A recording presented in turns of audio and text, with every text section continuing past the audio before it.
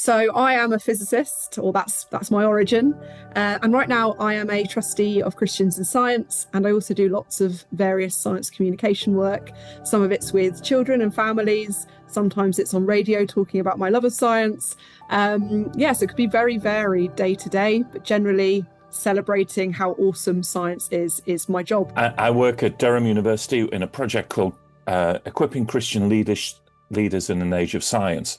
So we work with Christian leaders to help them to see that science is not a threat, but a gift. And my background is as an astrophysicist.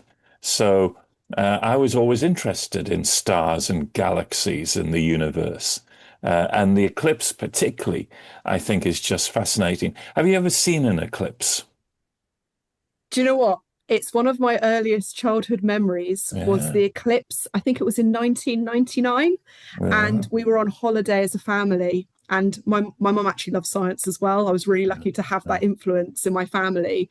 And she made us these sort of like bodged piece of paper, I think it was, to watch the eclipse as the moon passed in front of the sun. And I wasn't that old. And I just remember it being so influential on the big questions I had about our place in the universe. And I had so many questions that day, none of which were really answered, if I'm honest. But I left with that kind of the humbling of our place and how small we are in the bigger picture.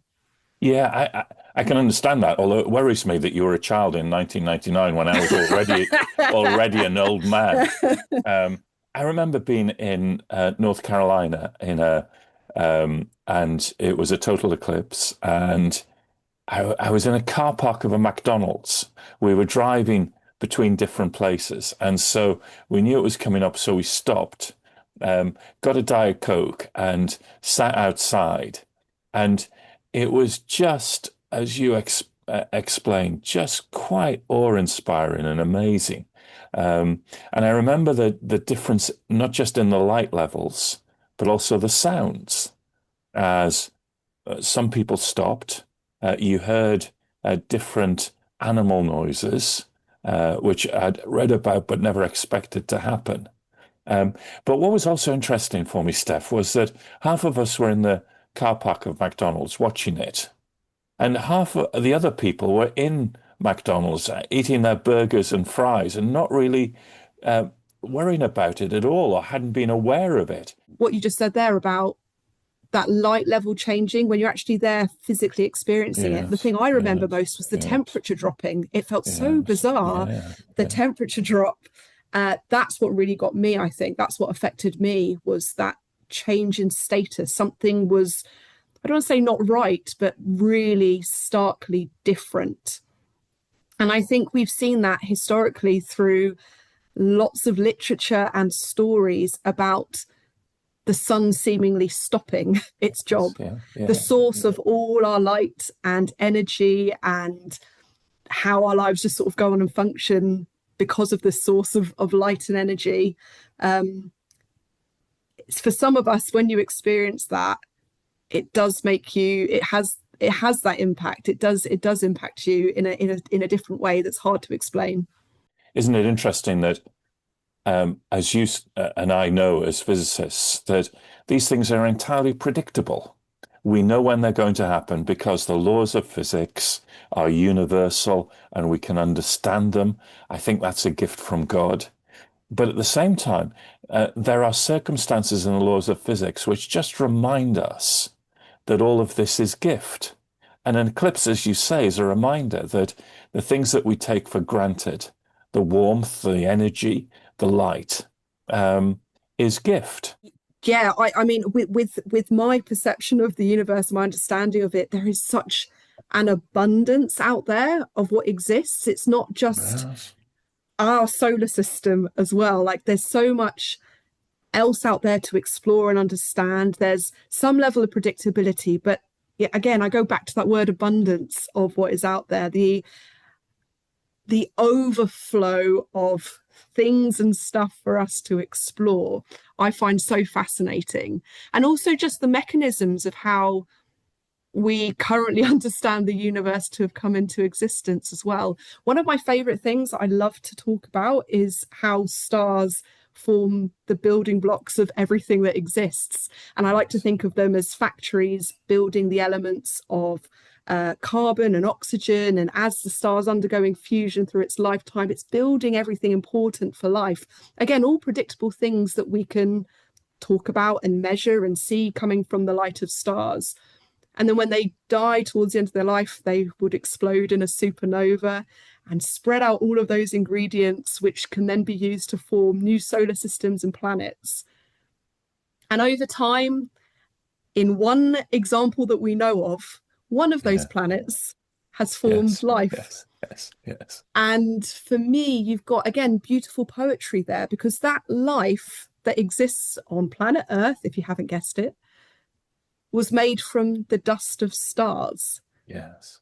A very predictable thing, something we measure, we know, we can talk about in terms of physics.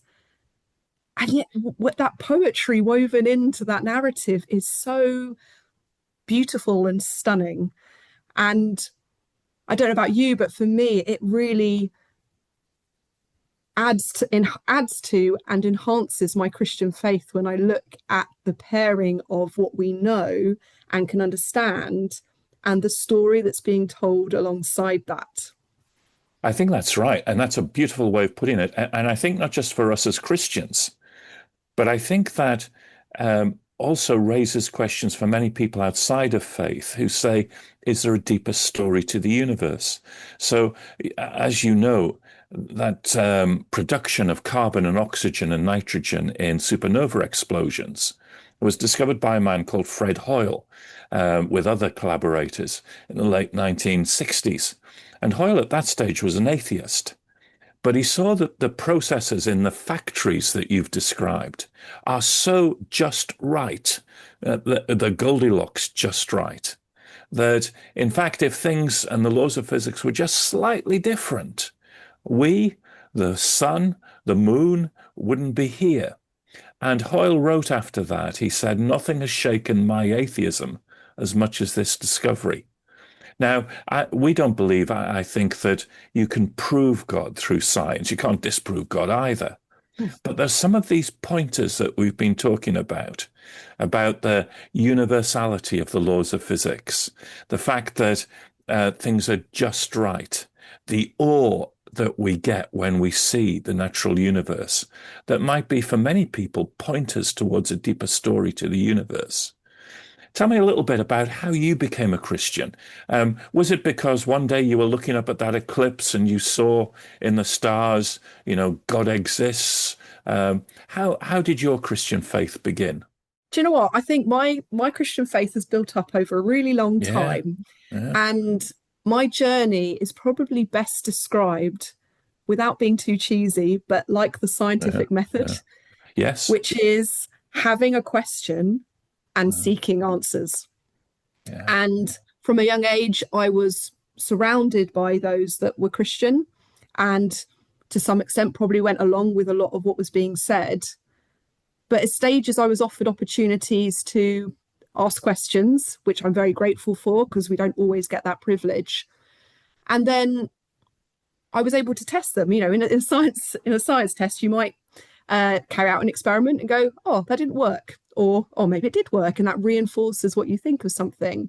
My understanding of piecing together the stories and elements along the way has given me the understanding that there is a creator, a God that fits the narrative of the Bible.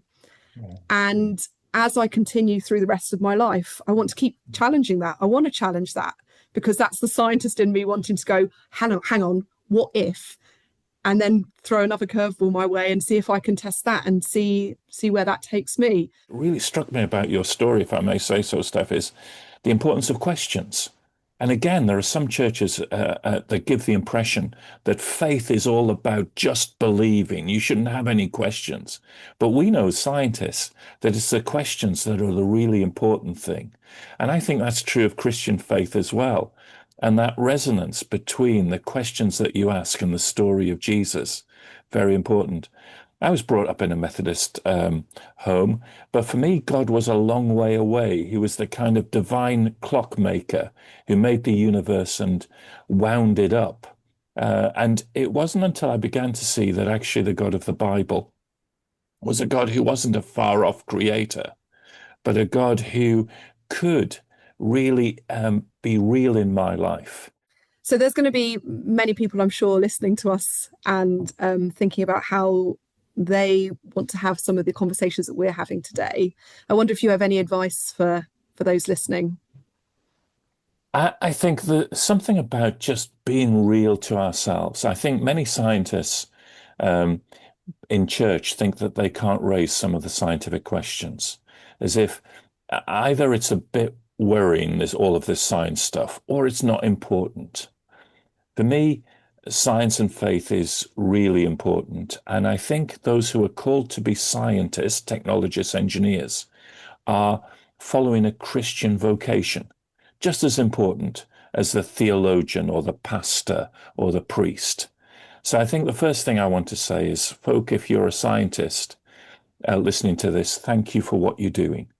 You're doing the work of God as much as the woman or man standing up front in a dog collar. The second thing is, I think we tell our own story through our own lens, and that's part of what the Bible means to be a witness. And therefore, all of our stories are not going to be the same. Your story is different to mine, both in science and in faith. And there's value in that. There's not just one template or one set of things that every Christian has to say. So be yourself, tell your own story. The God who created the whole universe, again, moons and suns and the galaxies, is actually the God who is with us and sustains us as we live out our lives. So the confidence is in Jesus, not in ourselves. What about you, Steph?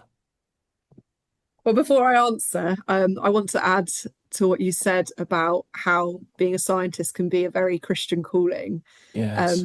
And I relate to that so much because when I think I would have been about 16, walking to my new college to do my A-levels, and I was meant to be doing maths, religious studies, and music. You'll notice there's no physics in that at all. Absolutely. I'll And pray for you later. That was my future.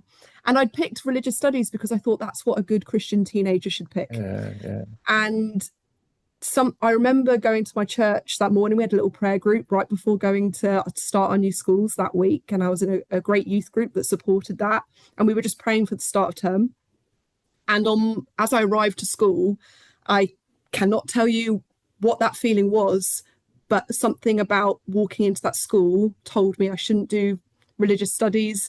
I was rubbish at writing essays. It was just not something I was good at. I just had this overwhelming feeling that I shouldn't do religious studies anymore. And the only subject that we could make fit was physics. And I now look back, having worked for the Institute of Physics, been a physics teacher, professional physicist, my life trajectory, there was a message in that for me from God that religious studies is not the path. Turn to physics and I'll be with you on that journey as well. And that's my story in terms of knowing how important being a scientist is to God's mission as well. Yes. When Jesus had all the answers and had risen from the dead, he was on the road to Emmaus, and he didn't just go in saying all the answers because he met these two on the road talking about him. He could have very easily gone in and gone, oh yeah, you're talking about me. Let me tell you. He doesn't do that. What's so unusual is he asks them what they're talking about. He doesn't go in saying and telling them. And alongside the story of Jesus on the road to Emmaus, I believe that he asks more questions during his time than he is asked. Yeah. And so my approach to conversations around science and faith is often led by me asking people questions rather than, let me tell you this. And what that does, the power in doing that, is you can really understand what people's issues can be with certain topics rather than just, oh, they probably need this information from me. You can really get to the heart of the challenges people honestly face. Yeah. And also, I think we're encouraged by Jesus to get comfortable with the uncertainty as well. We're not going to get answers. We don't get all the answers from science, certainly, as we will all well know. So asking questions is a really interesting approach without offering answers necessarily, and listening to what people say back. We're not very good at that, I don't think, as a human race, listening to each other. So what is it that people are really wrestling with? Get to grips with the person in front of you and listen to them. What are their concerns? And validate that, because for many people, their feelings are very true to them. So yeah, I take the example of Jesus and asking questions. Part of the joy of being in the Christian community is that we are all different and we all have different gifts to offer. Steph, thank you. I've really enjoyed chatting with you today. Oh, thank you too. It's great to catch up again.